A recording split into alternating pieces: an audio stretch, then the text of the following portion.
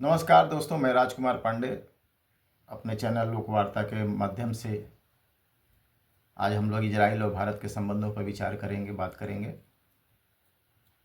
और इस समय प्रधानमंत्री मोदी 25 और 26 फरवरी को इजराइल में थे अपने दौरे पे। और लोग कह रहे थे कि प्रधानमंत्री इस समय क्यों इजराइल जा रहे हैं जब इजराइल और ईरान के बीच में ठनी हुई है और वहाँ पर युद्ध के बादल मंडरा रहे हैं।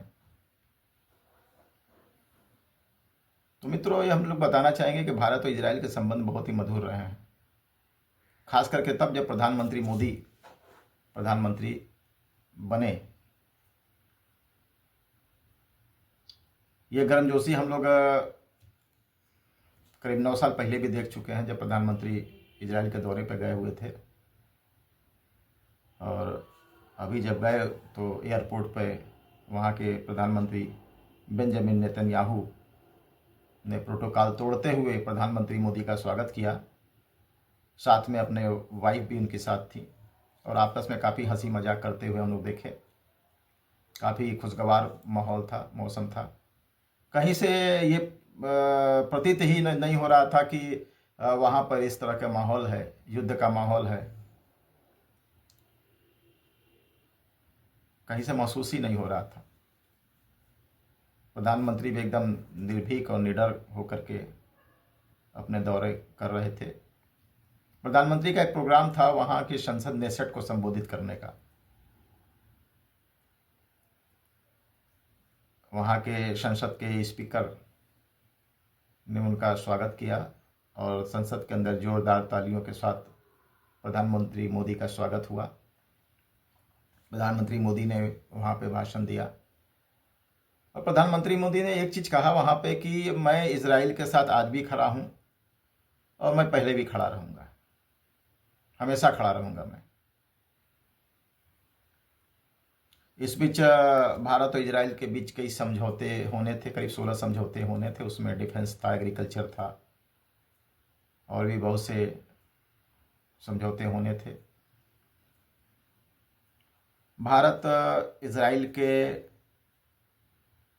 जो आयरन ड्रोन है उसमें अपनी दिलचस्पी दिखा रहा है और उसके कुछ कंपोनेंट भारत खरीदने की तैयारी कर रहा है। मित्रों, ये आयरन ड्रोन करीब 70 किलोमीटर तक मारक क्षमता रखता है और सटीक मारक क्षमता रखता है। ये काफ़ी टेस्टेड है। ये इसके जो परसेंटेज वो 90% सक्सेस है। इसमें एक साथ ये किसी कई हमलों को वो नष्ट कर सकता है, इसमें वो सक्षम है। और इजराइल खुद इसका इस्तेमाल कर रहा है। तो भारत भी इसको लेना चाहता है अपने जो सुरक्षा का जो एक भारत एक डिफेंस सिस्टम बना रहा है, सुदर्शन चक्र, उसमें इसका इस्तेमाल करेगा।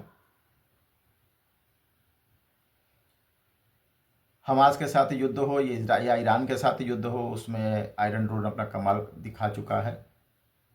2020 से 2024 के बीच इजराइल के साथ भारत ने करीब 34% हथियारों का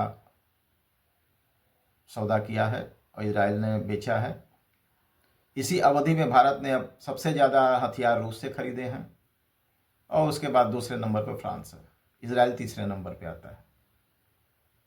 इजराइल भारत संबंध बहुत ही महत्वपूर्ण और बहुत ही मजबूत हैं। खास करके प्रधानमंत्री मोदी के आने के बाद ये संबंध और भी गहरे हुए हैं। इसमें प्रधानमंत्री मोदी का बहुत बड़ा योगदान है, हाथ है। भारत और इजराइल एक कॉरिडोर भी बना रहे हैं जिसे हम India middle east Europe corridor कहते हैं, जो भारत के मुंबई से इजराइल होते हुए यूरोप तक जाएगा। तो आगे ये भी प्रोग्रेस है। 2017 में प्रधानमंत्री मोदी इजराइल दौरा करने वाले पहले प्रधानमंत्री हैं। इसके पहले भारत का झुकाव ज़्यादातर फिलिस्तीन के पक्ष में था। भारत का कोई भी नेता जो अगर इजराइल जाता था तो वो फिलिस्तीन जरूर जाता था, ऐसा सिस्टम बना हुआ था। क्या क्या रीजन थे, क्या कारण थे, ये तो उस समय की सरकार ही जाने। लेकिन मोदी जी ने इस सिस्टम को तोड़ा है। मोदी जी इसके पहले जब इजराइल दौरा पे गए थे तो उसके अलग से उन्होंने फिलिस्तीन का दौरा किया था। भारत हमेशा इजराइल और फिलिस्तीन के संबंधों के बीच में बैलेंस बना के चलता है।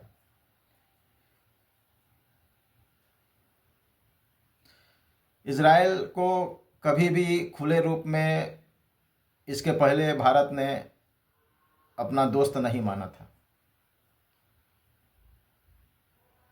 लेकिन आज भारत के साथ इजराइल के संबंध बहुत ही अच्छे हैं। भारत का इजराइल के पड़ोसी ईरान, सऊदी जैसे देशों से भी अच्छे संबंध हैं। जो इजराइल को पसंद नहीं है, उसके बाद भी भारत और इजराइल के संबंध बहुत अच्छे हैं। इजराइल हमेशा भारत के मुसीबत में काम आया और हमेशा भारत के साथ खड़ा रहा है। पीएम मोदी भारत को सन 2047 तक विकसित राष्ट्र बनाना चाहते हैं। इस मुहिम में वो दिन रात लगे हुए हैं। इसी संबंध में इजराइल दौड़ा है। और इसके पहले वे जितने भी प्रधानमंत्री भारत के हुए हैं, उन सभी में किसी ने भी भारत के गरीबी के मूल कारणों को नहीं समझा, और या तो फिर समझना नहीं चाहते थे। भारत के जो ट्रेडिंग डेस्टिनेशन थे उसको कुछ लोगों ने कंट्रोल करके रखा था। ट्रेडिंग हम तब करेंगे जब हम सुरक्षित रहेंगे, मजबूत रहेंगे, हमारी आर्थिक स्थिति, सैनिक स्थिति रूप से हम मजबूत रहेंगे, तभी तो हम तरक्की करेंगे, प्रोग्रेस करेंगे। और भारत का उद्देश्य, भारत का सिद्धांत है कि भारत को जहां से भी अच्छी टेक्नोलॉजी मिलेगी हम वहां से लेंगे। मोदी जी का ये खास फोकस इसी पे है। प्रधानमंत्री इसीलिए विदेशी दौरे करते हैं। प्रधानमंत्री 24 घंटे और 360 दिन काम करते हैं। और कभी कभी तो इसके शुरुआत के समय में जब प्रधानमंत्री विदेशी दौरे पर जाते थे तो उनका शेड्यूल इतना टाइट होता था कि वो प्लेन में ही स्टे करते थे, किसी होटल में वो स्टे ही नहीं करते थे। मित्रों, मोदी जी का इजराइल दौरा समाप्त होते ही देर रात इजराइल और अमेरिका ने ईरान पर हमला कर दिया। ईरान के सर्वोच्च नेता अयातुल्ला खुमैनी मारे गए इस हमले में, और कई मिलिट्री के कमांडर भी उसमें मारे गए हैं वहाँ के। और उस बीच वहाँ पे 3 लोगों की एक टीम बनाई गई है जो वहाँ की व्यवस्था को देखेंगे। हमले की योजना पहले से ही बन रही थी। अमेरिका अपने नेवी और एयरफोर्स को अलर्ट किए हुए था। उसके जो इस क्षेत्र में जितने भी उसके ठिकाने थे वहाँ पे वो अपने हथियारों को इकट्ठा कर रहा था। और करीब 3-3, 4-4 नेवी के बड़े बड़े जहाज़ों को उसने ईरान के आसपास तैनात कर दिए थे। और इस बीच वो ईरान के साथ वार्ता करने का नाटक भी कर रहा था कि उसको समय मिल जाए और वो अपनी तैयारी पूरी कर सके, कंप्लीट कर सके। ये एक तरह से अमेरिका ईरान को धोखा दे रहा था और अपनी तैयारी को और ही पुख्ता और मजबूत कर रहा था। इस बीच खाड़ी के देश अमेरिका पर दबाव बना रहे थे कि अमेरिका ईरान पर हमला ना करे। उसने वो लोग इजराइल और अमेरिका पर दोनों पर ही दबाव बना रहे थे। और देर रात हमला किया गया। ईरान ने भी पलटवार किया। अमेरिका के जो सैन्य ठिकाने हैं वहाँ पे उसने हमला किया मिसाइलों से। और अमेरिका के जो ईरान के आसपास के जो देश हैं, जैसे कतर है, यूएई है, कुवैत है, इन जगहों पे जो अमेरिका का बेस कैंप है वहाँ पे भी ईरान ने अपने मिसाइल दागे। लेकिन उसने गलती ये की है कि वो उन ठिकानों पे हमला न करके उसने नागरिक ठिकानों पर हमला किए ज़्यादा, जिससे नागरिकों की ज़्यादातर क्षति हुई। जबकि इन देशों ने कहा था कि ईरान पे हमले के लिए ये देश अमेरिका को अपना बेस इस्तेमाल नहीं करने देंगे, इन लोगों ने कहा था। उसके बाद भी ईरान ने उनके ऊपर हमले किए। इजराइल बहुत पहले से ही ईरान से के जो मुख्य गोपनीय ठिकाने थे उसको अपने टारगेट पर लेकर चल रहा था। उसको पता था कि ईरान के सर्वोच्च नेता अपने किस ठिकाने पर रहेंगे और कहाँ कहाँ रहेंगे।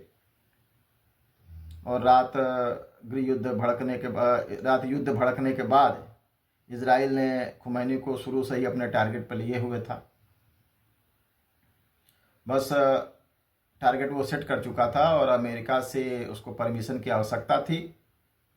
और ज्यों ही उसको परमिशन मिला उसने करीब करीब 30 बम वहीं पर दाग दिए जहाँ पे खुमैनी और उनका परिवार था। और न्यूज़ से सुनने में आ रहा है कि खुमैनी के परिवार के भी काफ़ी लोग मारे गए, कुछ मिलिट्री कमांडो भी मारे गए। हालांकि वहाँ पे खुमैनी का मारने के बाद ऐसा नहीं कि अमेरिका अपने वहाँ के रिज्यूम को चेंज कर पाएगा, क्योंकि उसमें बहुत समय लगेगा। खुमैनी मादुरो नहीं थे। मादुरो पे को जब किडनैप किया गया, वहाँ से अमेरिका ने उनको उठाया तो वहाँ पे कोई प्रतिक्रिया नहीं हुई, नागरिकों पे कोई प्रतिक्रिया नहीं हुई और लोग बल्कि खुशी ही मनाए। लेकिन ईरान में ऐसा नहीं था। खुमैनी के जब समाचार मिला कि खुमैनी को मार दिया गया है तो उसके बाद वहाँ पर कुछ जश्न भी लोग मना रहे थे। लेकिन ज़्यादातर लोग मस्जिदों में इकट्ठा हुए और वहाँ पे इस आक्रमण के खिलाफ उन्होंने प्रोटेस्ट किया, विरोध किया। और इसमें बहुत बड़ी तादाद थी। इसी से पता चलता है कि खुमैनी का वहाँ पर कितना प्रभाव था, अब कितने लोकप्रिय थे। तो आने वाला समय बताएगा कि वहाँ पर क्या पोजीशन होने वाली है। और खुमैनी की लोकप्रियता में अभी कोई कमी नहीं थी। और कुछ दिन पहले अभी वहाँ पे खुमैनी और उनके कुछ लोगों में मीटिंग हुई थी, उसमें यह फैसला हुआ था कि वहाँ पे खुमैनी ने सुना गया था कि खुमैनी शायद अपने उत्तराधिकारी को पहले ही वो तैयार कर चुके हैं कि मेरे बाद यही उत्तराधिकारी होगा।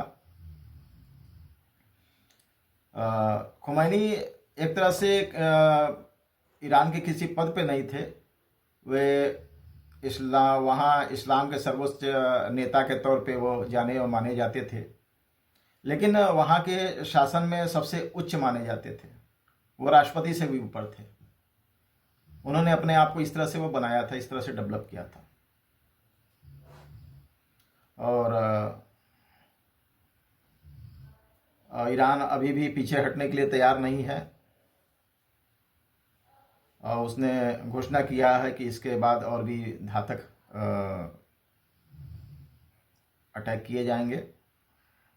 अमेरिका ने भी कहा है कि हम भी तैयार हैं। अमेरिका ने वैसे अभी 10% ही अपने पावर का इस्तेमाल किया है। इजराइल ने उस रात करीब करीब 200 एयरक्राफ्ट भेजे थे और हमला काफ़ी ज़ोरदार था। 1979 में ईरानी इस्लामिक क्रांति के बाद खुमैनी सत्ता में आए थे। शाह के शासन को गिरा करके एक इस्लामिक गणराज्य की इन्होंने स्थापना की थी और खुमैनी देश के सर्वोच्च इस्लामिक धर्मगुरु बन गए थे। इनका प्रभाव ईरान में काफ़ी था।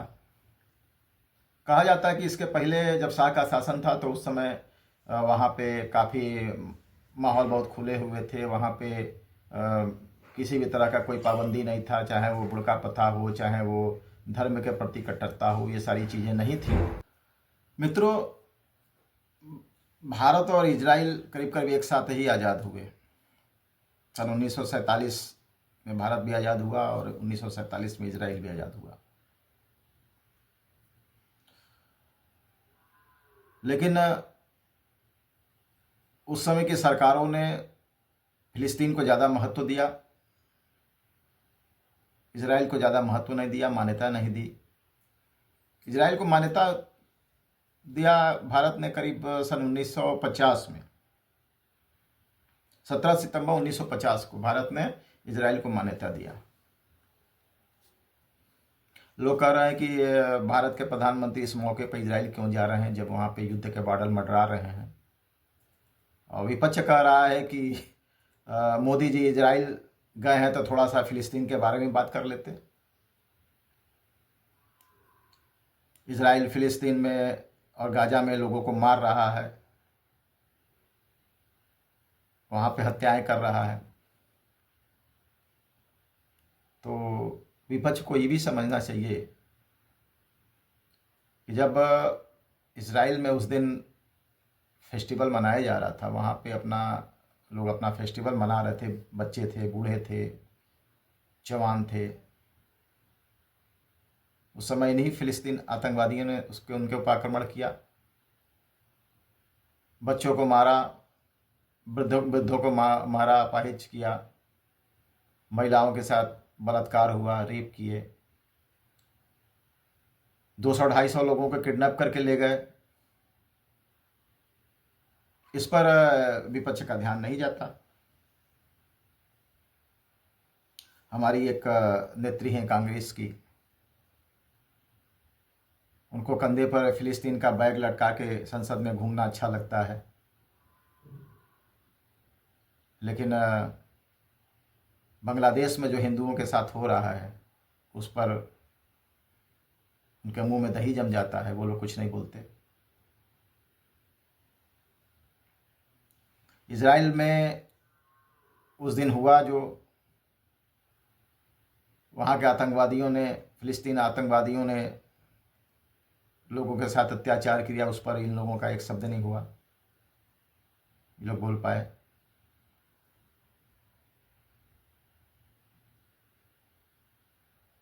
मोदी जी ये क्यों बोलेंगे, किसी से दुश्मनी क्यों लेंगे? और एक चीज़ और समझ में नहीं आता कि आज तक अरब ने हिंदुस्तान को दिया क्या है, क्या किया हिंदुस्तान के लिए अरब ने?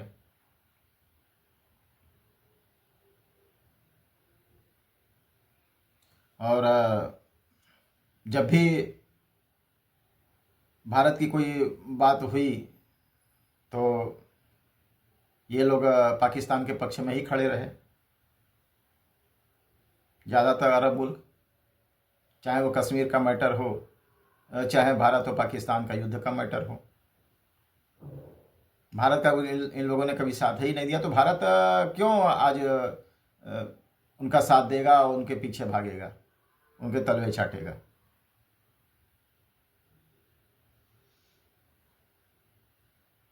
खुद इजराइल के साथ एलानिया करके तो हम इजराइल के साथ दोस्ती निभा रहे हैं। फिलिस्तीन के साथ हम लोग की हमदर्दी है और आगे भी रहेगा, लेकिन हम लोग या भारत फिलिस्तीन के बिना पर इजराइल के साथ अपनी दोस्ती, अपने संबंध नहीं तोड़ेगा, वो आगे भी निभाता रहेगा।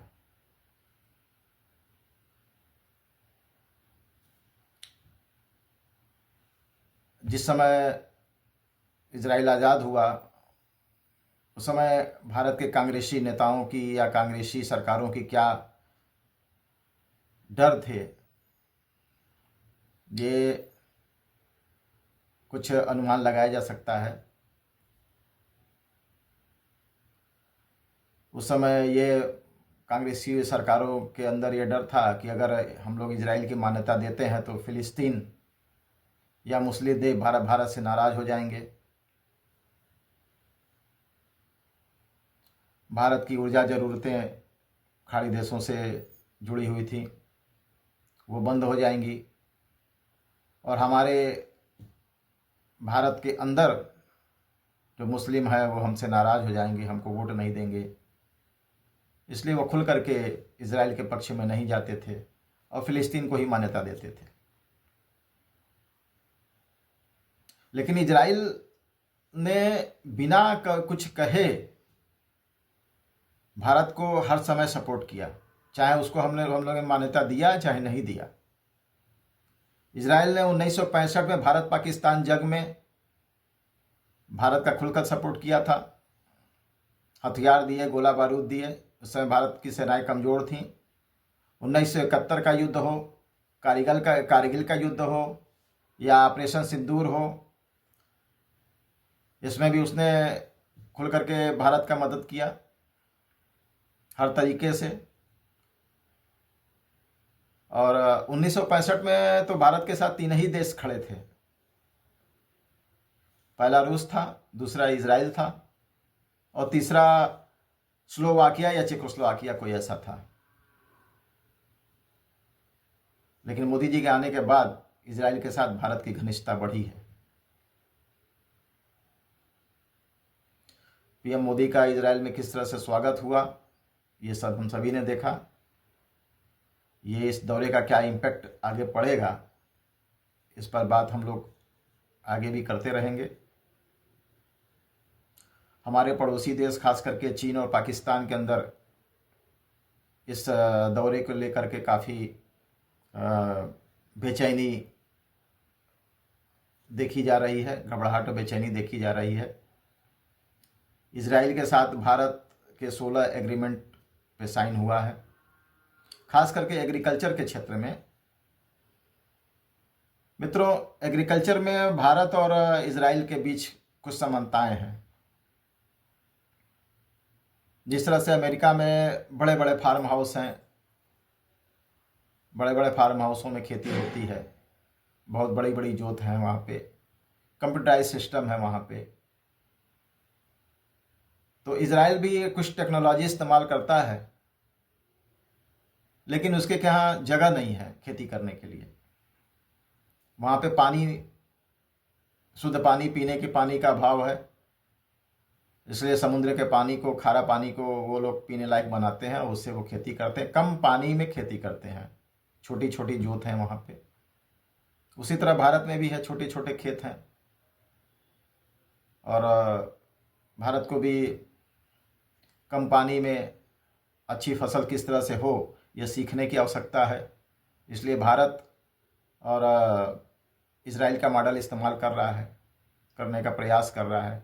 अपने टेक्नीशियनों को इजराइल भेज रहा है कि वहाँ से वो सीख के आएँ और अपने के यहाँ उसको फॉलो अप करें। और इजराइल के साथ भारत का एक बड़ा हथियारों का सौदा होने वाला है। इसमें हम लोगों ने देखा है कि किस तरह से सिंदूर, ऑपरेशन सिंदूर के समय सर्विलांस, रडार और मिसाइल हम लोगों ने उसका इस्तेमाल किया और किस तरह से उसने अपना प्रभाव छोड़ा, ये हम सभी ने देखा। इसलिए हम उसके साथ हथियारों का सौदा भी कर रहे हैं और भी करीब काफ़ी समझौते हुए हैं। कहा जाता है जब वहाँ पे शाह का शासन था तो वातावरण बहुत ही खुले थे, वहाँ पे इतनी इस्लामिक कट्टरता नहीं थी। एक तरह से पढ़ाई का हो, चाहे वो समाज में औरतों का सम्मान हो, वहाँ बुर्का प्रथा उतना नहीं था। और काफ़ी खुला वातावरण था। लेकिन 1979 में जब सत्ता में खुमैनी आए तो उसके बाद से फिर इस्लामिक कट्टरता वहाँ पे चरम पे पहुँच गई और शरिया कानून वहाँ पे लोग मानने लगे। इससे कुछ लोग खुश भी थे, काफ़ी लोग नाराज़ भी थे। वहाँ पे महंगाई चरम पे पहुँच गई और डॉलर के मुकाबले ईरान का जो रुपया था वो लाखों डॉलर में नीचे चला गया। इस तरह से वहाँ का माहौल काफ़ी ख़राब हो चुका था। लोग इस धार्मिक कट्टरता से आज़ादी चाहते थे। ये सारी चीज़ों को ले दे करके वहाँ पे ये सारी चीज़ें हुई हैं। खुमैनी के शासन में वहाँ पे काफ़ी अत्याचार भी हो रहे थे लोगों पे। इससे पश्चिमी देश भी नाराज़ थे, काफ़ी वहाँ के लोग भी नाराज़ थे। और जहाँ तक ईरान और भारत के संबंधों की हम बात करें तो भारत जो है कि ईरान से संबंध अच्छे थे।